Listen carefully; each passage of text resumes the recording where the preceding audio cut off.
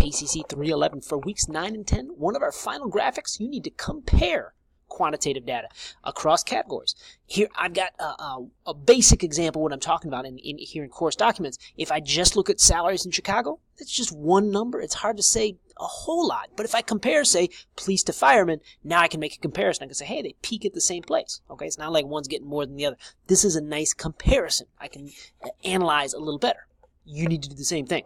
Let me walk you through how I created this graph, and you'll take my methods and apply them to your own data set. First thing, in order to do this double area graph, I've got a spreadsheet template for you. So you can click here and download. All right, and if you open it, you'll notice it's blank. It's completely blank. You say, wait a minute, how am I supposed to get a graph out of there? You need to get the data. So the template is always going to start blank, but the data, you need to do some work about that. Now, I showed you on the course documents down here. Here's a lot of data sources. The one thing I really want to emphasize, don't just get some data and say, I'll do it with this. Don't rush in. If you find data, please let me know. Double check if you have any questions, because some of these things can be a little, what's the right word for it? It might be hard to work with some of the data. It's not in nice, neat form. At any rate, please be in touch about the data, but once you find some good data, then it's time to do some Excel. So let's see here. Here we go. Here's the data that I work from. And you see that this is relatively nice data. Wait a minute, there's no quantitative. Oh yeah, you get it. When you get this little pound symbols, you got to click that, open it up. Now I got my quantitative data. Okay, so if I'm looking at this, I'm saying, wait a minute, here's the salaries. I could just graph the quantitative, but it'd just be one graph. But then over here in the department, you'll see here I can have categories. In particular, I can look at fire and police. How did I do that? Click the C up top. We've done this before. Click filter. Now, if you're in Google Sheets, it'll look a little different, but you'll see this little kind of triangle-ish shape for the filter. So I click filter. I get this little triangle here, and I want to just start. Okay, get rid of everything, and I just want to look at police. There's police right here. Not police board, just police. I hit OK, and now I've got just the salaries for police people. Click G, copy, Control C on my keyboard, and then I can go back over to this the template. And I can go into filter 1 here, which is the first group of data, and Control V, and I paste that. Wait, nothing popped in over here. Isn't it supposed to graph things? Remember, you need to tell me the groups. Like, how do you measure salary? By the 10,000, 0, 10,000, 20,000, 30,000, that sort of thing. I'll get to that in a second. Let's go back to the employee salaries. I hit escape to get rid of those kind of the dotted lines there. I filtered in the police. But what do I want to compare it to? I go back to my little triangle button here. Get rid of that. I want to, there we go. No. There we go. I'll get rid of everything. And I want to compare it to, say, fire. Okay. I hit OK. And I can click G. Here's all the salaries of firemen and firewomen. Control C, copy. And now I can go back over to my filter, or my template rather. Click here. Control V, pastes. And now I have two different categories of data to compare.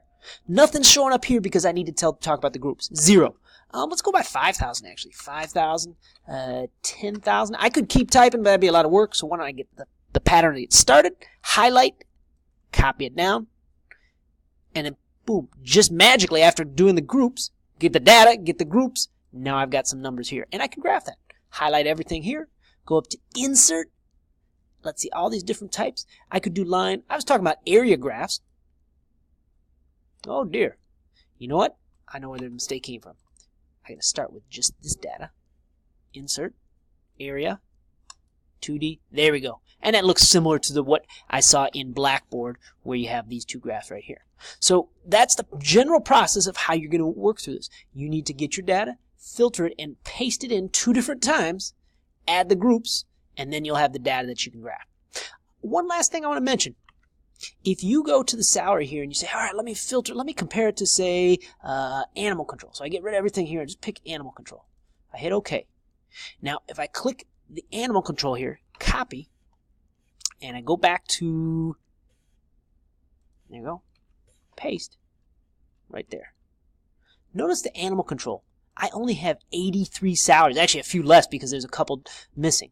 So the animal control salaries, there's not nearly as many as, say, police and fire. Look at, there's over 4,000 firefighters, and for police, there's over 13,000. So think about that in terms of your data, your categories. Make sure your categories are somewhat comparable, because if you have 13,000, 4,083, you get it as apples and oranges sort of thing. But either way, the main thing is finding a good data set, filtering it and getting into these categories, getting some groups, and then you get a graph. And from here, we've done that before in week number 8, so I think you feel confident about how to do that. And of course, we can also add percentiles and other information. So for instance, if I say equals average, where's average? I say the average of these groups, the firemen. So I could say there's the fire average. I could go to police average. We can do that calculation as well. Average, there it is, ... click group A. All right, so on average, fire earns more than police. Can you tell that from the graphics? Actually, you can't really tell that, but the numbers can help out here. And we can also do the percentiles that we talked about before. So if I go to percentile and I say, all right, the police, what's the 80th percentile? Say 96. So only 20% of the police officers earn more than that. What about for fire?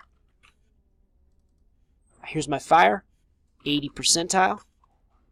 Yeah, this firefighter is the 80th percentile is bumped up a little bit. So what's that mean? Well, like I said, those are the observations and analysis that you can answer. But in terms of working the spreadsheet, working the graph, getting the data into a chart, and also giving me some metrics, some mean, median, mode, percentiles that can compare the data, I think those are things that we can work from the past assignments. Any questions? Please reach out via email.